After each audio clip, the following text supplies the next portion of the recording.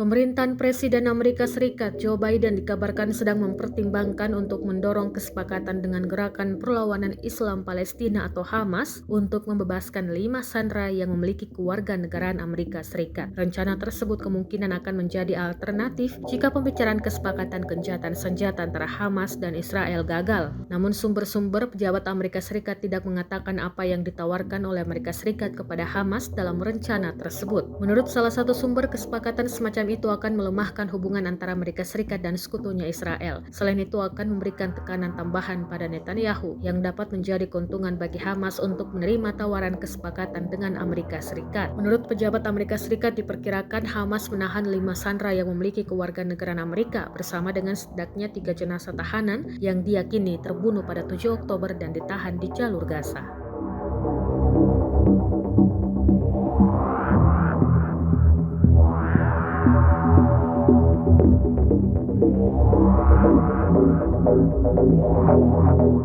Download Tribun X sekarang, menghadirkan lokal menjadi Indonesia.